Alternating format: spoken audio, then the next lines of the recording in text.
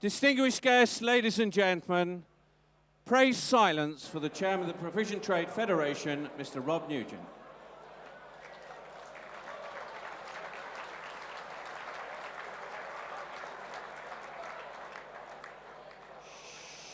Distinguished guests, ladies and gentlemen, PTF members, colleagues and friends, good evening and welcome to the PTF Annual Dinner.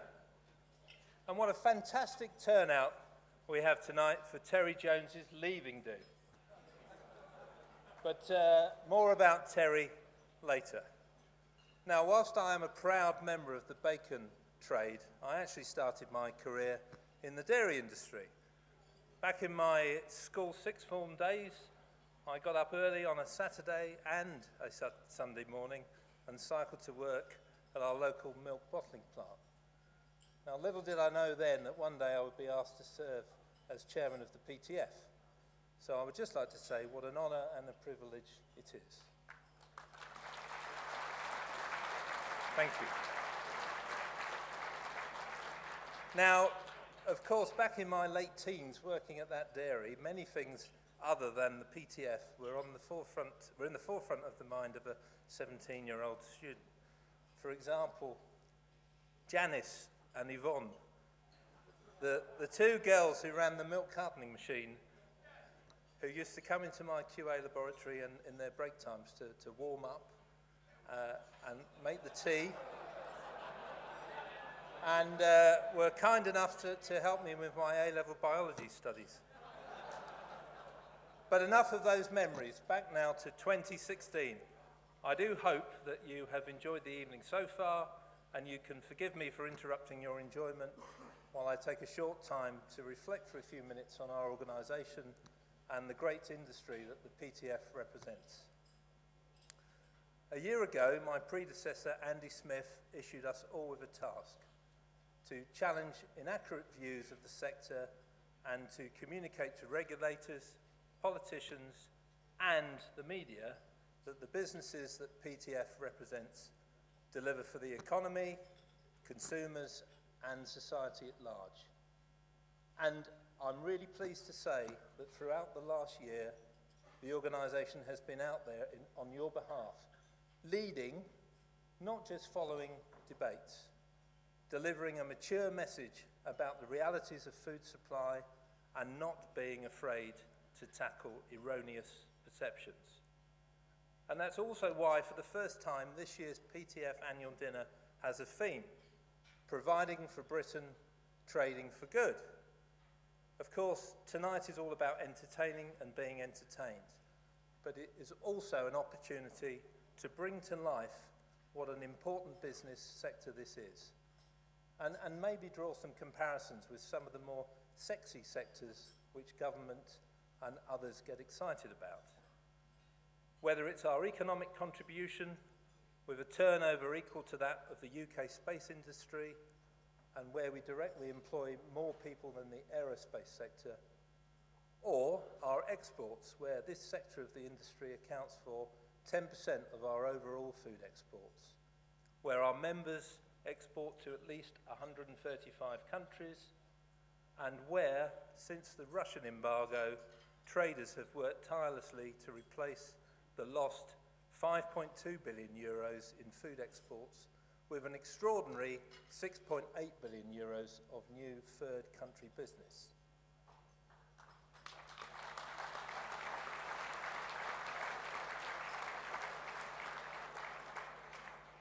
And that's before we get to the great tasting products, made and distributed with great care, keeping shelves full and customers satisfied.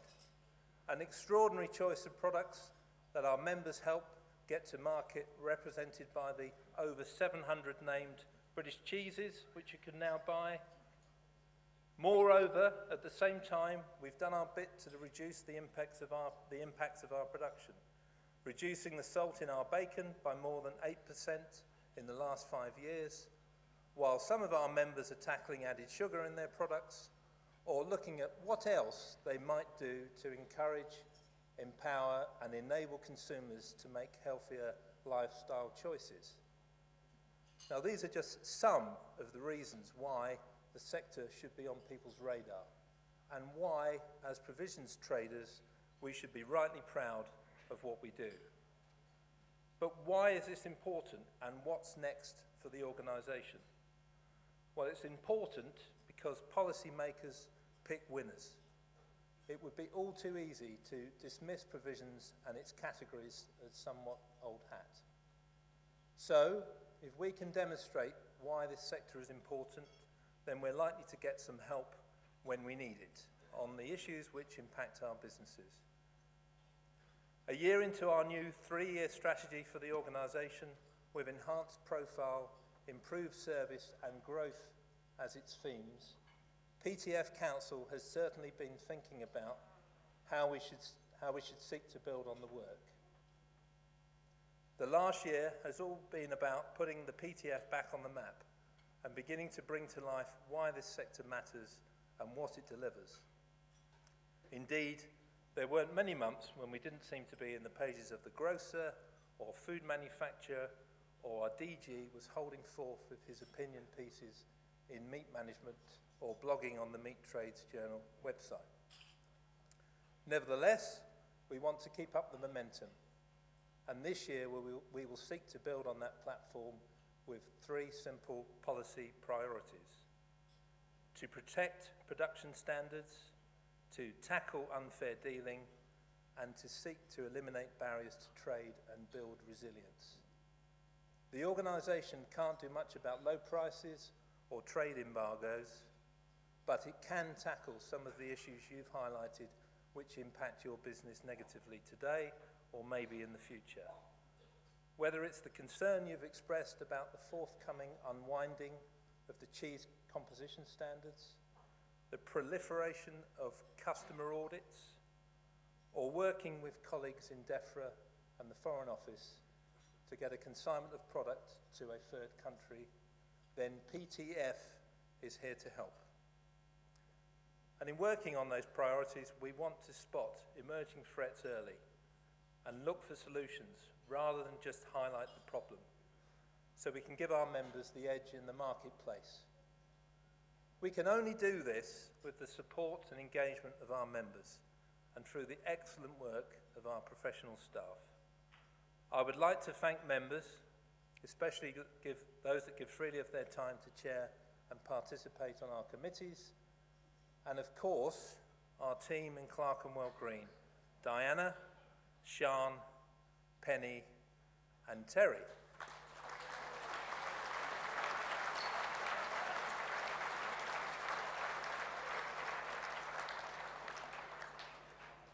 Now then, back to our Terry.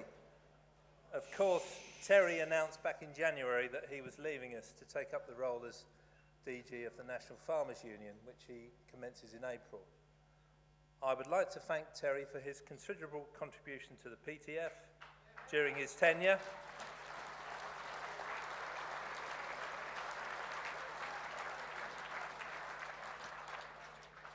And wish him all the best in the new role. I'm sure that we will keep in close contact. Terry, it has been a pleasure working with you. Thank you.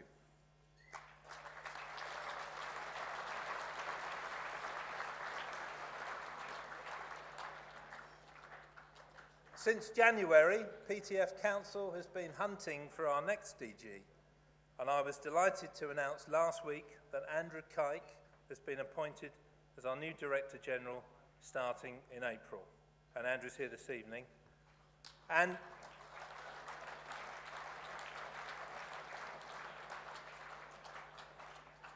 Andrew's extensive experience in government, knowledge of the food industry and connections in Brussels will allow the organisation to build on the work of the last 18 months to renew the PTF. Last year we had a simple message that your trade association is open for business. And since then, a renewed PTF with your support has sought to deliver value back to its members. This year, we again have a simple message, but it's for 2 different audiences. My message to stakeholders who have been able to join us tonight and those who haven't is simple. There are very good reasons to engage with the PTF and help its membership deliver for the economy, consumers and society at large. And to members, with that in mind, let's continue to take pride in what we do, in our products, in our people, and in the contribution we make. Ladies and gentlemen, this vitally important section of the food industry is providing for Britain. It is trading for good. Thank you.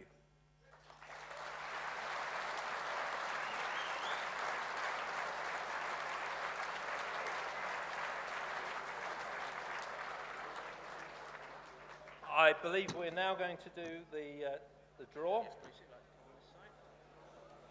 We're now very pleased to invite the chairman to draw the winning tickets, ladies and gentlemen, in our charity prize draw.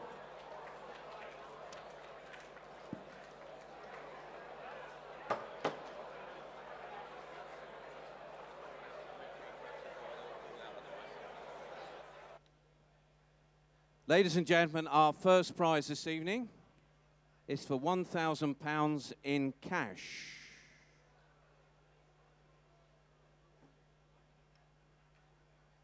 Who's the winner, sir, please? It's over tiles on table 17. If you'd like to come up and collect your prize, thank you. We'll take a photo when they come up.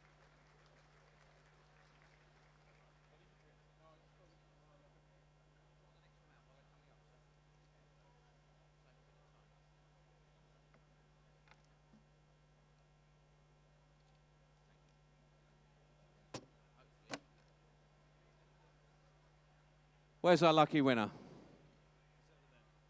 Please come up on the stage, sir, and collect your prize. Thank you.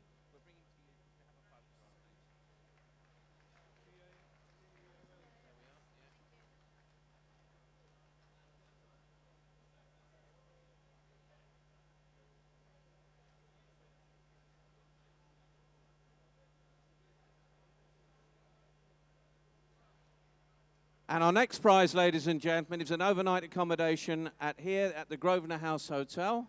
And who's the lucky winner, please?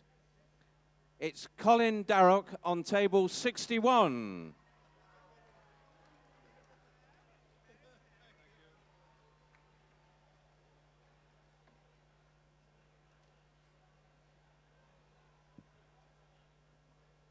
There's your prize, sir, when he comes up. Colin Darroch, thank you. Thank you, sir.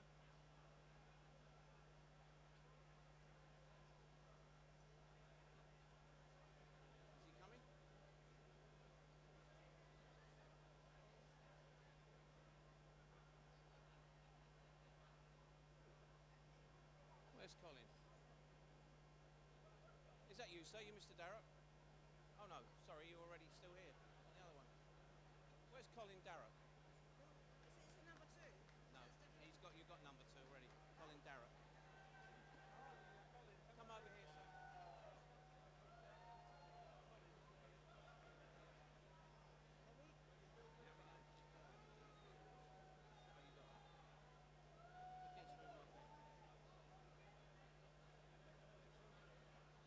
And our third prize this evening is a gourmet fondue dinner for 2 persons at the Swiss St. Moritz restaurant in Soho, London.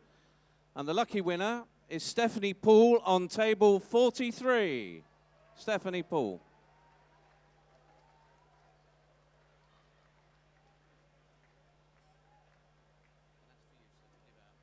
And then one more.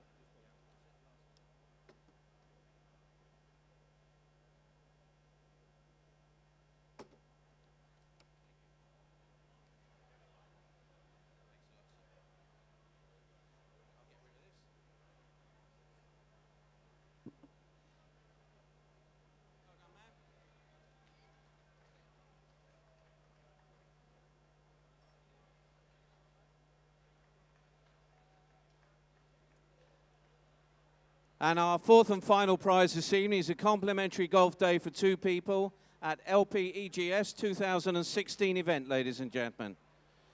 And if your name's Dean Gover on table 38, you are the lucky winner of this fabulous 4th prize this evening.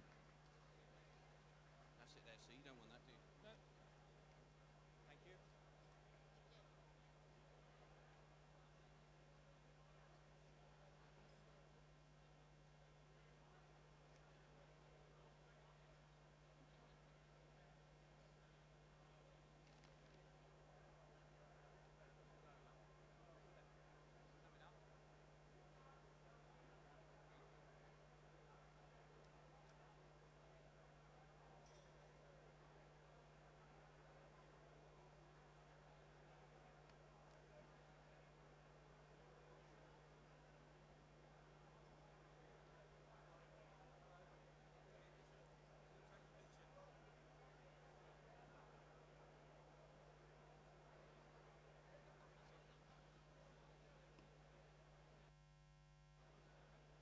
Well, a big thank you to our chairman, ladies and gentlemen, for drawing all the winning prizes there this evening, and to all our lucky winners. Thank you, sir.